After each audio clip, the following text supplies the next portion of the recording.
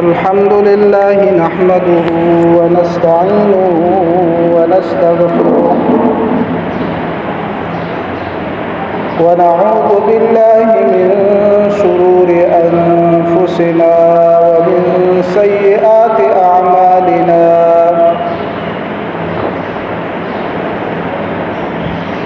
من يهده الله فلا مضل له ومن يضلله فلا هادي له ونشهد أن لا إله إلا الله وحده لا شريك له ونشهد أن سيدنا ومولانا محمدا عبده ورسوله أما بعد فأعوذ بالله من الشيطان الرجيم بسم الله الرحمن الرحيم قال الله تبارك وتعالى في كتابه المجيد وفرقانه الحميد قل يا عبادي الذين أسرفوا على أنفسهم لا تقنطوا من رحمة الله إن الله يغفر الذنوب جميعا إنه هو الغفور الرحيم وقال تعالى في مقام آخر إن الله لا يغفر أن يشرك به ويغفر ما دون ذلك لمن يشاء وقال النبي صلى الله عليه وسلم التائب من الذنب كمن لا ذنب له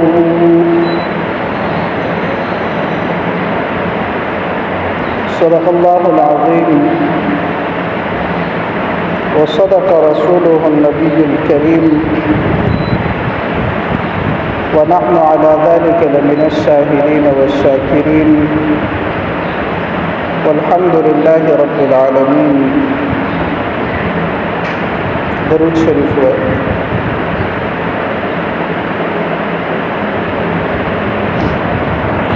دیر زیاد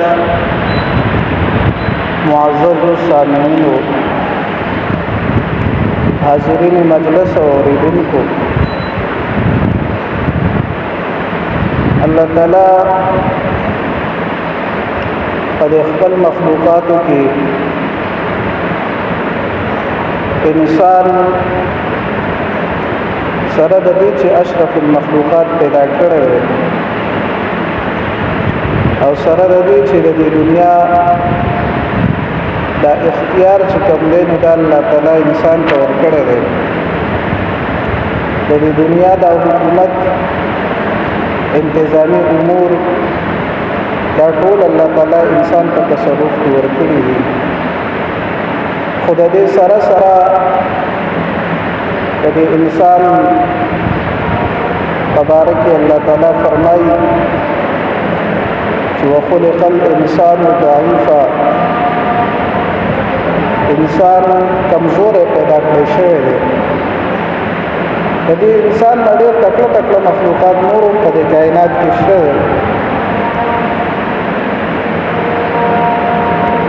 خو د هغې باوجود اللہ تعالی انسان ته د دنیا تصرف ورکړي نو د دې تصرف د حوالګۍ په وجه باندې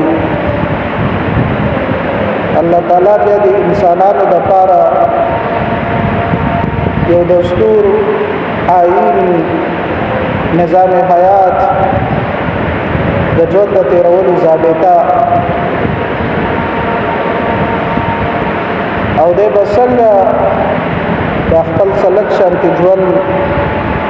دا به تیرین د دې لپاره الله تعالی بیا تعلیمات هم راوړي او د دې ټول خبرو ضرورت په دې وجه باندې راپېښ کړی شوی دی چې انسان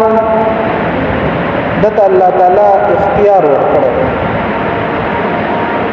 او دته د دې اختیار د استعمالولو طریقه هم ښودلی شوې ده خو چې کله یو مخلوق ته اختیار ورکړی شي نو هغه نه بیا د ښه او بدو د هغې امکان هم وي چې یاره د اختیار سره دا خبرې چې دي دا لازمي دي چې دی به د خپل د ژوند ښه استعمالوي د خپل ژوند ښه به تېروي د خپل اختیار به ښه استعمالوي که نه دی به د خپل اختیار غلط استعمالوي نورو کائنات کې دا نور چې څومره مخلوقات دي پیریانو د انسانانو نه علاوه دا نور ټول چې دي نو دوی ته اختیار نه دی حاصل دا ټول د الله تعالی تابعدار دي او که په خوښه یې او که په زور یې خو دوی به د الله تعالی تسبیح بیانوي د الله تعالی په اطاعت کې به خپل ټول چې څومره د دې د پیدایش نه واله تر د فنا کېدو پورې څومره وخت دی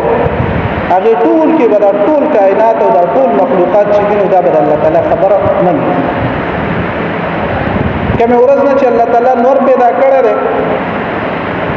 نو دا هغې نه واله تر د قیامت ورځه پورې به دا نور خپل په مدار کې چلیږي خپل د ټیم مطابق به چلیږي دا به رڼا ورکوي دا به ګرمایش ورکوي او چې څه طریقه د دې لپاره الله تعالی مقرر کړی دی او څه لپاره دا پیدا کړی دی نو دا به خپل هغه تېروي او د قیامت ورځه پورې چې کله ورته څو پورې د الله تعالی حکم د تباهۍ د کائنات ته نه وي شوی نو هغې پورې به دا نور یو سیکنډ او یو ذره هم خپل د هغه ټایمونو او د خپل د قوانینو خلاف ورزي نه شي کولی د سرنګ دغه رنګې د سپوږمۍ الله تعالی پیدا کړی دی نو هغې ته مې ټیم ښودلی شوی دی چې ته په دې ټیم پرېوځې په دې پراخېږې دا ستا مدار دی په دې کې به چلېږي ستا چې کوم کار دی ټیم وخت ښودل خلکو ته د میاشتو دا چې کوم حساب کتاب دی د کلونو دا حساب کتاب دی دا ښودل نو دغه رنګ د حکم چې دی نو دا سپوږمۍ ته شوی دی او د دې سره سره د ټول کائنات هر یو څیز چې دی نو دا د الله تعالی د حکم تابع دی او دا د حکم خلاف ورزي نه شي کولی خو انسان ته الله تعالی اختیار ورکړی دی او دا قوت هم الله تعالی اچولی دی چې دا د الله تعالی نافرماني هم کولی شي پیریان هم کولی شي انسانان هم کولی شي نو چې اوس یو انسان دی او هغه د خپل اختیاراتو نه تجاوز وکړي او هغه ته د الله تعالی د فرمانبردارۍ د الله تعالی نه د یریدو د هغې حکم پرې شوی دی خو دا د الله تعالی یره په زړه کې کمه شو د الله تعالی چې کوم اختیار دته ورکړو په هغې کې د حد نه تجاوز وکړو نو د دې لپاره به اوس علاج صحیح نو د دغې لپاره بهترین علاج هغه استغفار دی په خپلو ګناهونو باندې بخښنه غوښتل الله تعالی په قرآن کریم کې بار بار فرمایي چې استغفروا ربکم تاسو د الله تعالی نه بخښنه وغواړئ او دا یو آیت قل یا عبادی الذین اسرفوا علی انفسهم لا تقنطوا من رحمت الله چې زما بندگانو هغه چا چې په خپل ځان باندې ظلم کړی دی او زیاتې کړی دی نو د الله تعالی د رحمت نه چې دی نو تاسو نه امیده کېږئ نه صحابه کرامو او دغه شانتې اسلافو به فرمایل چې دا په قرآن کریم کې د ټولو نه زیات د امید والا آیات دی چې الله تعالی فرمایلی دی چې ان الله یغفر الذنوب جميعا الله تعالی هر قسمه چې دی انسان ته ګناه چې دی هر قسمه ګناه دا معاف کوي او یو بل آیات کې الله تعالی فرمایي چې ان الله لا يغفر ان يشرك به ويغفر ما دون ذلك لمن يشاء چې الله تعالی د شرک نه علاوه نور چې څومره ګناهونه دي نو دا انسان ته بخي او بیا په حدیث کې راځي نبی کریم صلی الله علیه وسلم فرمایي چې بعضې خلک به داسي چې د هغو په قسمت کې به الله تعالی په تقدیر کې به د هغو جنت لیکلی شوی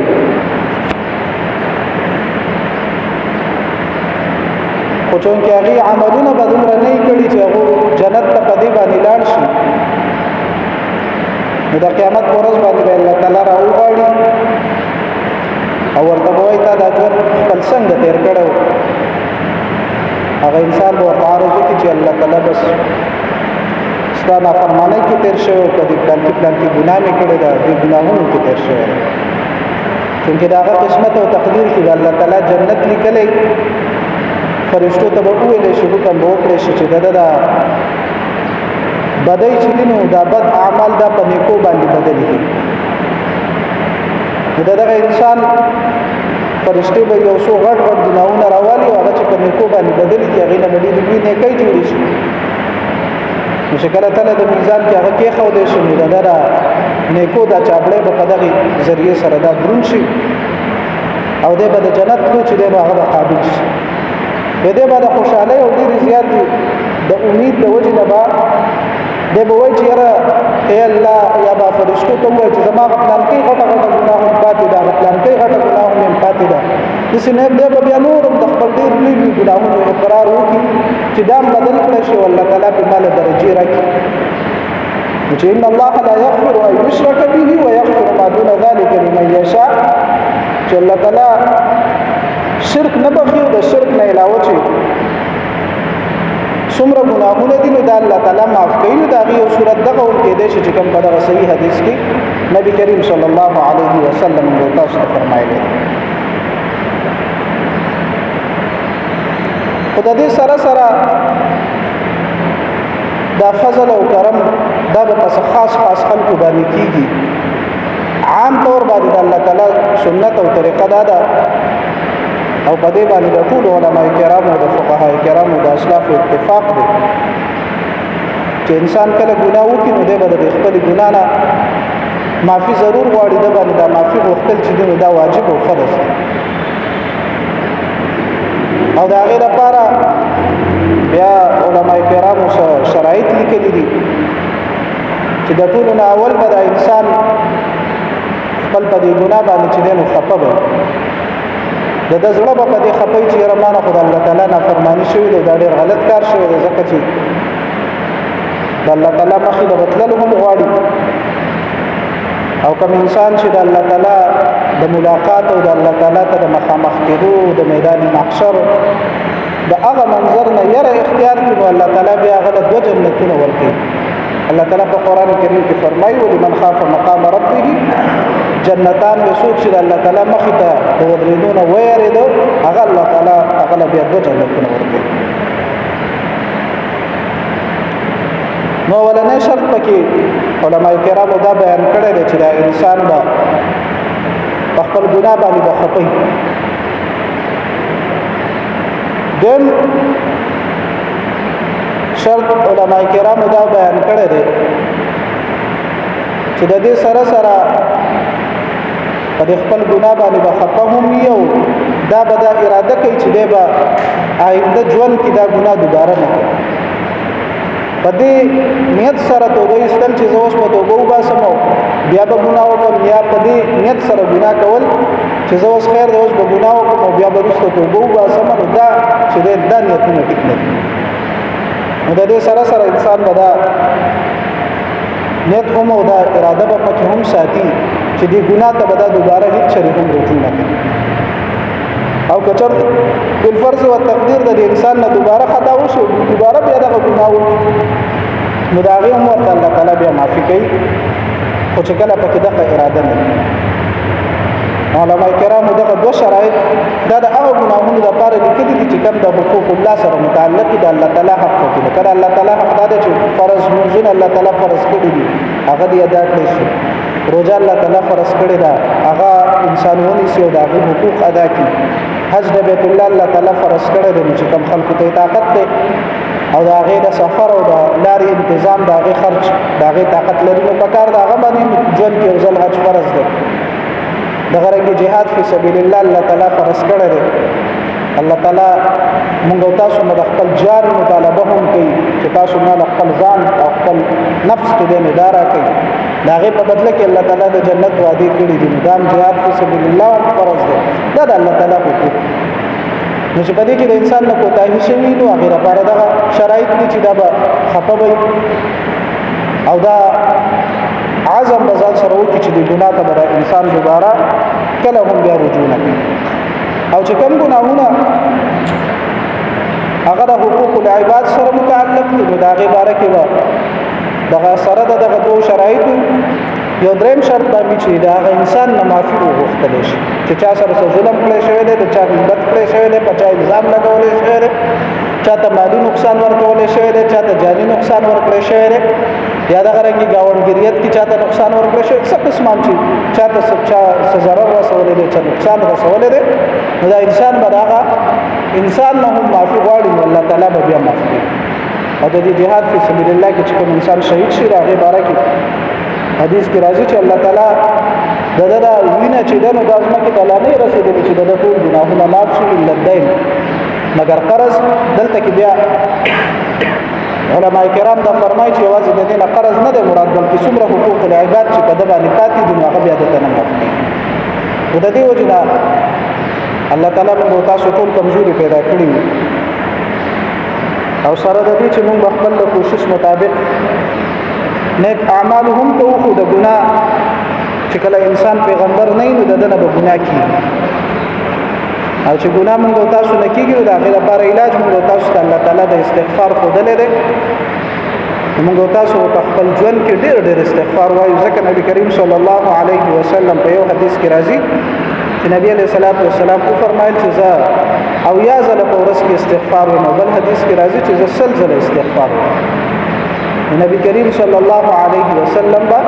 سره د دې چې الله تعالی هغه ته مخکینی رستنی ټول ګناهونه معاف کړي خدای باوجود نبی کریم صلی الله علیه وسلم سلزله او یا زله یا بعض علماء کرام فرمایي چې د دې نه کثرت مراد ده